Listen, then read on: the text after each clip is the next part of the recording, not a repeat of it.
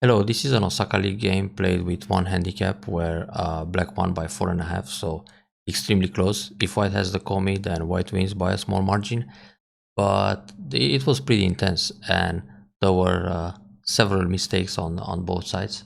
So let's check it out. Black starts with the Hoshi in the top right corner, facing Komokus for white, and then a very calm Shimari.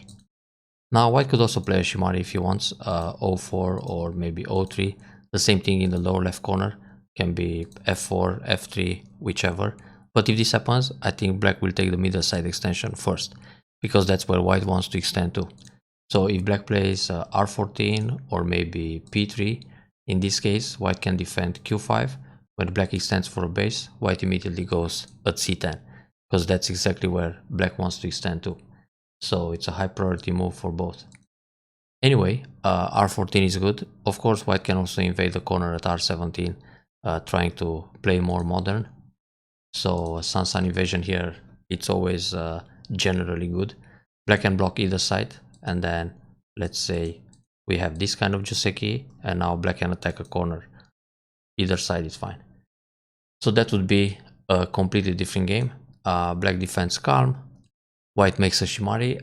Here white can continue in the top right corner with r16. So this is also very common. It's really played a lot, this Joseki, especially in high level games, and AI recommends a lot. Also, white can extend back to q10. That would be the old school move. So try to get the moe on the right side, and when black approaches the corner, let's say 0-3 or p4, white can think about pincers here. But again, this will lead to a totally different game. So white decided Shimari, and black approaches the lower left corner to prevent the second Shimari. That's very good. This pincer is nice, can lead to some complicated Josekis. Black simply jumps out, that's fine. Black has an option here to discard this stone. So for example, black can go c7, white will cover. It's very good to connect this line for white. Then black extends back to d10, because anyway, black wants this extension from the Shimari. White needs another move in the corner, d3 or f3. In this case, with the high and tight pincer, f3, it's also good to defend. Later on, black might approach here, but it's just a sente exchange. Like a Kikashi, it can happen anytime. But right now, black hits sente, so black discarded e3, just leaves it there for Aji, and plays on the right side, for example, r10. Because r10 is where white wants to extend. So now this r14 needs a base, therefore white can slide and extend, but it's a tiny base, and black will do the same, make a base towards the Shimari. So this Fuseki, it's actually quite balanced, but it feels like black is developing a little faster. So black can choose this idea of going for a double approach or double Kakari on the left side. But the natural move is to split. So jump out, white goes on the 4th line, so far so good. Now black has two options. One is to push along at e6, the other one is to jump at j4. And then we have this kind of Josekis. This is an old-fashioned Joseki, where black grabs the territory on the bottom, white makes a wall and extends on the left side c10 or even c11, because the wall is quite powerful, so you can extend further away. That would be a classic Joseki. Now, if black pushes several times here, this is the new style Joseki, and it's actually pretty simple too. Black pushes a few times in sente, then counter pincers at k4. So this is the way to use the wall. You have a wall, and you counter pincer this stone with an extension from the wall. White can discard this g4, it's not such a big deal. So play a Kosumitsuke here, and then maybe approach on the bottom to give the stone on a smaller scale. Black might kick and then play a shoulder hit to surround that stone, but it's fine because white goes for another big point on the right side. And it's really nice to have the Shimari, this middle side extension, and also the other extension on the bottom side. Ideal shape for white on the right. But black play with fighting spirit, this kind of counter attack from the left side, which is also playable, leads to another old-fashioned Joseki. So white pushes here to separate, that's good. Black comes out, white plays a Kosumitsuke, black goes down, and white played another push. That's questionable. Usually when you play this push, you get stronger on the left side, but once black comes out between the stones, it's gonna hurt the g4 stone. So you lose the power from the bottom. Therefore, you also don't want to play the push from the bottom, because when he turns, actually she turns, in this case, now you lose the power on the left side. These two stones are in trouble because they lose liberty, so black can push and cut or cover, and when white comes out, it's a bad shape. So what white should do is just Kosumi.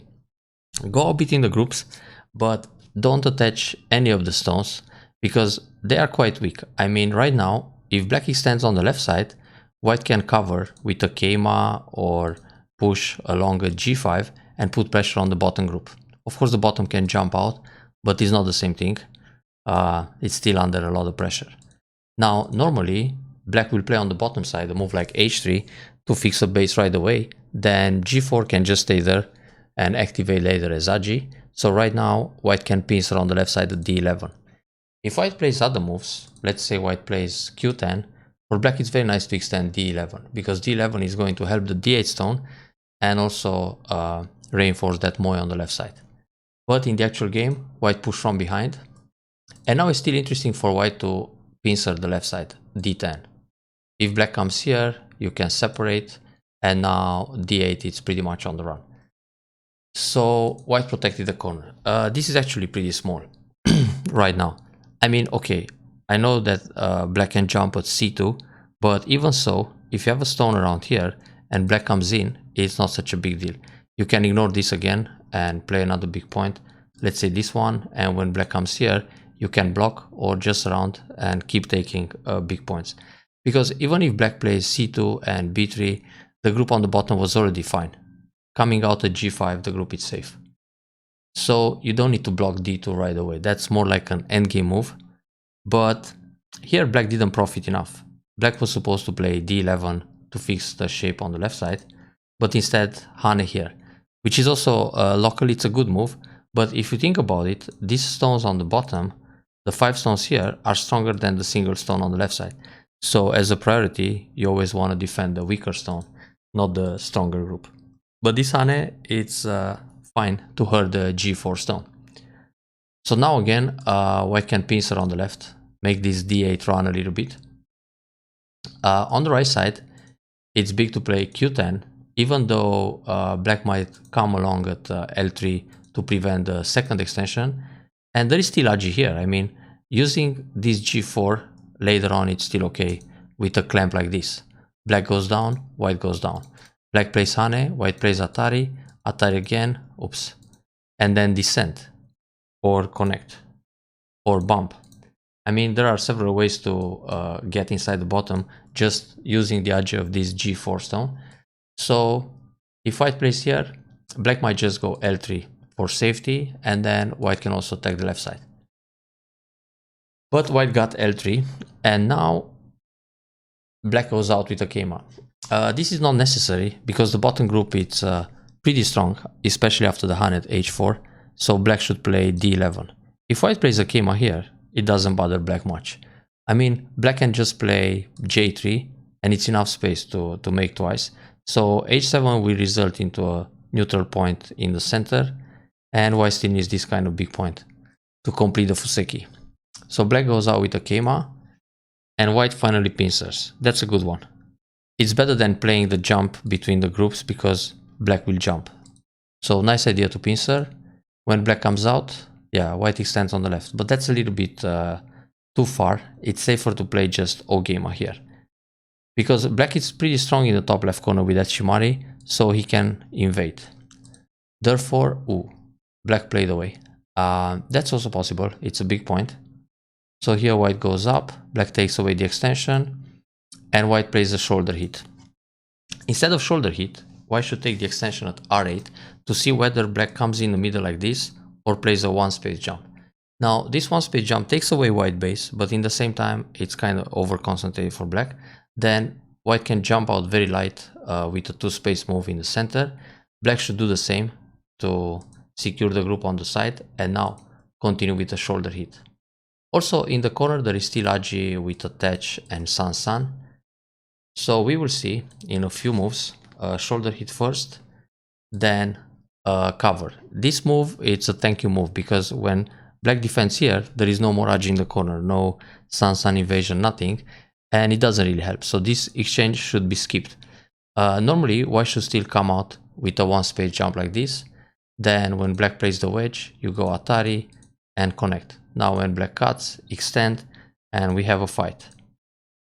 But okay, black is also kind of thin. This R10, it's weak, so black needs a base here.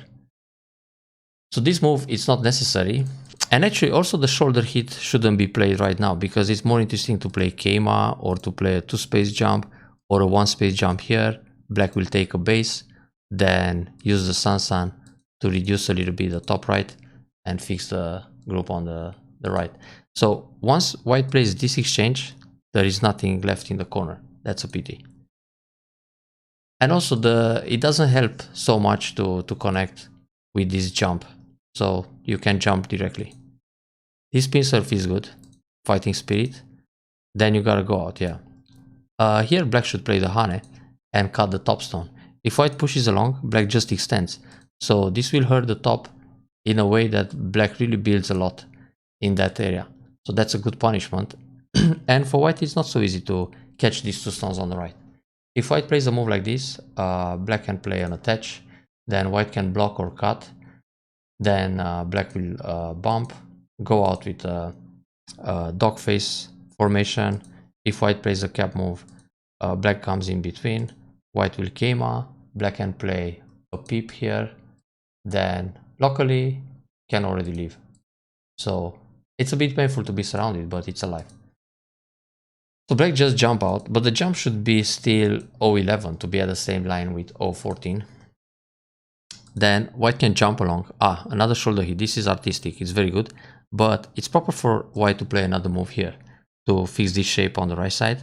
Black might probably attach and pull back to reinforce the group on the side even more. This shoulder hit is nice. Black can push either way. It's also okay to push here. When white jumps, black can leave the position like this and cut, sorry. And 15, pretty big. So here white jumps, very flexible. Now the cut, that was good. Yeah, white has to discard that stone. It's proper to play a jump like this. Simply come out from the weak group. When you play this move, which seems like a vital point, black can jump out like this. And now the top is in a lot of trouble. Yeah, black can split later. Once black jumps here, white has to come out again. Then black can no-B. White needs to push along or jump out. Then it's easier for black to fight like that. So let's see how this fight develops on the right side. This move helps the stone on the right, but that was already strong enough. So it's more interesting to play an attach here and try to use P10 on a little bit more effective. So when black pushes here, white just turns. With this move, white is increasing the right side, but kinda weakens the P10 stone. Oh, black goes out with a diagonal move, but black can jump along, then play, for example, this move, which threatens a cut on the right side, and now one space jump to surround this guy in a net. So this is a better way for black to punish. Simply Kosumi, white comes out again, that's fine. Black could just no-B. If this cut, it doesn't matter. I mean, black is out already and just builds more in the top. With the no-B, black will try to disconnect the stones from the right with the two stones in the top. I mean, break that diagonal connection. Now I can still play this kind of move and try to connect them. So white jumps, okay. No attach. On this move, it's natural to play here. If black cuts, you just fight. But there's this problem.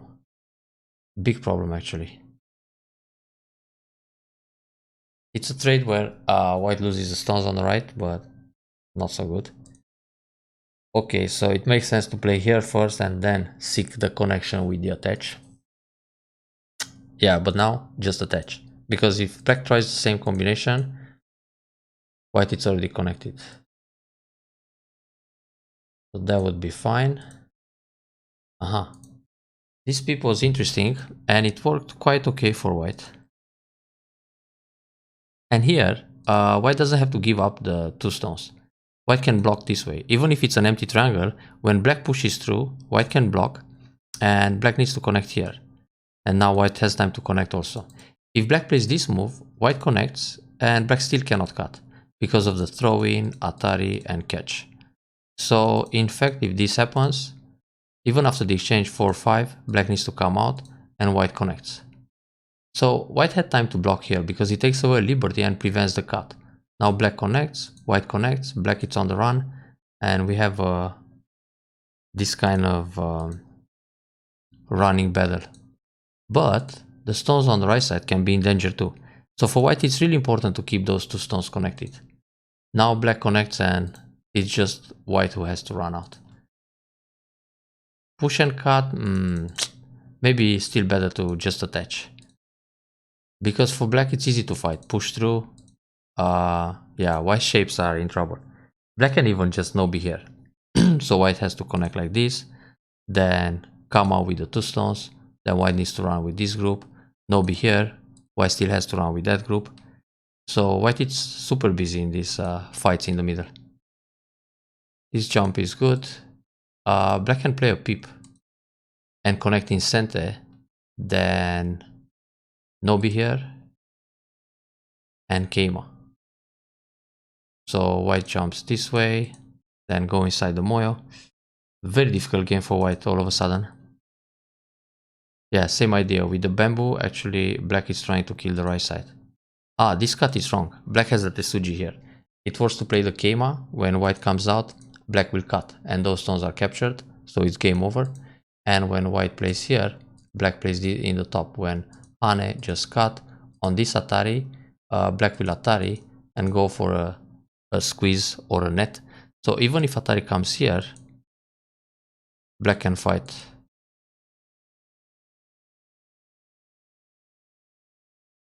So black is out. The group in the middle, this one is safe, the one in the top is safe, the other one is safe. So all those white stones are trapped inside. So that's how black could fight in this area.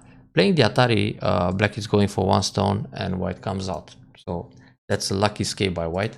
But the position is still somewhat thin, all over the place. This was a good connection at 06, builds a lot on the right side. And now black is even in trouble, almost dying. Oh, white missed a big core fight here. The tactic is to go down on the first line. So when white blocks here, you have Atari and it's already dead. Therefore, black needs to block at S10. Now you can throw in, then Atari from the outside. If black connects, just Hane, and black has to go down. And this way, you capture the core, and now you fight the core to kill everything.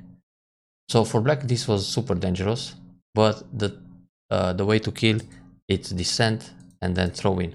So that's actually a basic life and death situation. Now all of a sudden, the tables are turned. So white has the first chance to win the game if that core starts.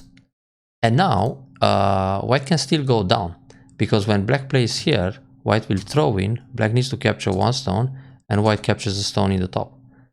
And of course, black might try Atari here, then Atari again, maybe another Atari, then some I shape. Oh, but no eyes, huh? Zack, zack, push, Hane. So that's a false eye. And if black plays this move, white can play inside here. Oh no, like this, black can leave. Okay, that's too late to fight the ko, unless white has a stone around here. So yeah, the order was to go down first. Go down. If black plays this move, you're not going to play T10. You push and then Atari from the outside, and now it's dead unconditionally. So that was a missed opportunity. This PP is bad because you're losing the chance to play attach here or wedge, cut, and connect under. So you better don't use the peep at all. Just attach on the left side. If black cuts, you fight here. If Atari go down, connect, cover, black turns. But now you gotta do something with the middle group. So some jumps around here are important. So this seems tough for white again.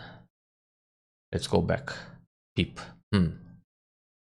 Maybe here white should attach, then clamp. If black protects, you play Atari, and then you use this connection on the left side. But black usually will connect solid here. But still, you can attach, cut, Atari. It's possible to counter Atari and Atari again, then capture the ko. This makes white more solid in the middle, but loses lots of points on the left side. Anyway, e8 is not necessary because it wants to play the attach. So let's see. How did white come back so much in the game to make it 4.5 points? It's good to play a Hane first, then a hanging connection, threatening to cut the 3 stones, black will Atari and connect, and white covers to connect in the middle. Then black has to attach and try to escape towards the left side. So this can be a very peaceful way to save the stones. Hane, cut, ooh, it got super complicated. Ah yeah, that's important. Make some base in the top. But very expensive to leave like this. This is fine. Oh yeah, white got a lot in the top left area now. Yeah. Here black made a mistake. Black should just sacrifice the 2 stones. Because black killed the 3 stones on the left side, so that's a lot of profit. And now black also got the territory capturing these guys. So this way, black has all that left side and white barely survive in the top. This should be black's game now. But black played Atari like this, trying to resist, and lost way more. So now white lived quite comfortable, killing the 3 stones in the top left corner. So let's go back a few moves and see if there's a better way for black to fight here. So cut, Atari, jump, Atari again. Normally black wants to go down here, but it's risky because white can push, and if black blocks Atari, then this kind of catch. So that's a pity. Black is losing the stones. And if white, if black plays here, white keeps pushing. Yeah, this is bad for black. So yeah, black needs to block and give up the 2 stones in the top. Atari, go down, Atari again, and even play Kosumi. Because in the end, that's only 1 eye, so white needs to play this one and create a 2nd eye in the middle. So that was the way for white to come back. Actually here white can just go down. The stones are captured. If black tries the Tesuji combination in the top, for example this move, white goes down, then this move, white protects, and when black blocks, white takes a liberty from the outside. So there is no way for black to Atari because it's always self-Atari. But okay, the Hane will kill also. It's just that black can play this move Sente and gain a little bit. When white goes down, black doesn't have a center move around here. Black can play other moves, and later on, white will play monkey jump. Now let's see a little bit the small endgame stage where white had an opportunity to make it even closer. Yeah, this is very good. All center. Nice. If black plays a different move, white will clamp and connect under. So hanging connection. Here, yeah, the slide is good. I was looking maybe Hane, then Atari, then catching a ladder, but it's fine. Pull back, okay. That's fine too. Yeah, a bit too late for this Tesuji to work. But instead of that move, white can reduce more with the jump like this. Because this is like a reverse monkey jump. You have the stone on the first line already, so you play the stone on the second line. It's like monkey jump comes from S17 to T14. If black pushes through, you just connect under. If black tries to cut this, you capture the stone and obviously reduce more. So this way, white can break all that corner compared to the game where with the monkey jump, it only broke a little bit. And when black plays the block here, white doesn't have to play a reflex move and connect. White can just capture the stone and take it. White is already connected at T14. So this is a really strange move to play T15. And in other situations, you need another move to play down, but you have it at T14. So yeah, when this happened, white pulls back, black cannot block at T18. Black can only go down. Then white can push again, but white obviously will play here or other center moves. So this was an opportunity again. And black connected, that's strange. Okay, then monkey jump from this side. The way black should block is just play the empty triangle. If white pushes ahead, black will cut from behind. When white comes back, black and white comes back, black will block L19.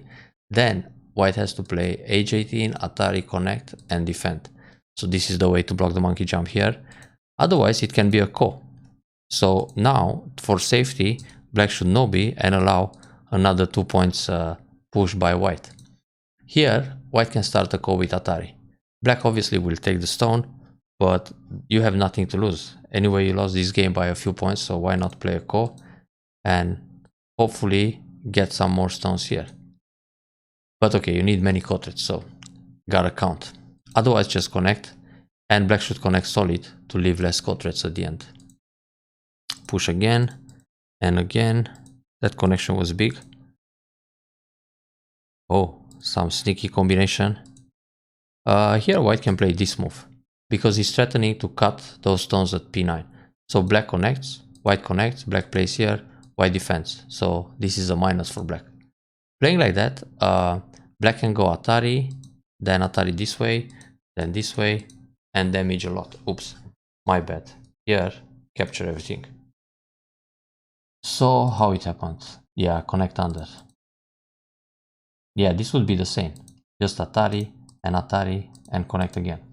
So actually, white lost many points in this fight. White should play this move because if black cuts, it's self Atari, so white just capture. So when black connects, white connects, black plays here, white connects. So these two stones are dead. White is not losing anything on the right side, and white actually builds 4, 5, 6, 7, 8 points in this corner. Imagine having these 8 points plus the 5 points in the top right corner. That's already 13 points, so instead of losing by 4, you win by 9. So that was a pretty big minus in the small stage, and that's pretty much it. A very good connection. In fact, it's even better to play this move, because it saves an extra point. So if black plays away, white pushes and cuts anyway, and if black connects, as it happened in the game, at the end, black doesn't play G1 to force H1.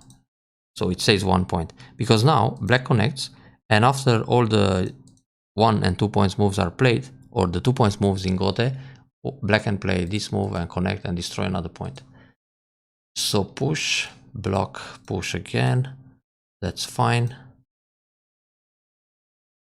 It was to connect. But actually, no, it's the same thing. Yeah, Atari is better in this case because when black plays here, white doesn't have to play another move. Fine.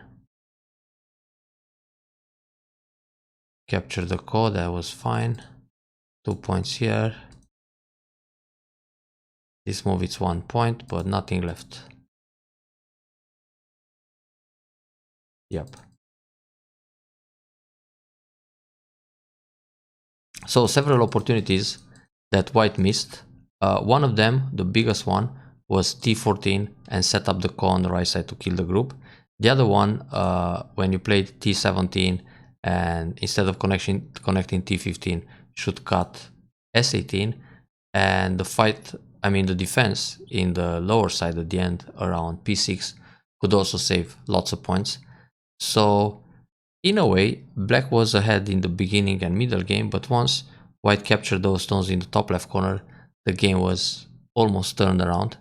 But in the end, black still managed to pull it off. Interesting game. I hope you enjoyed the review and learn a lot.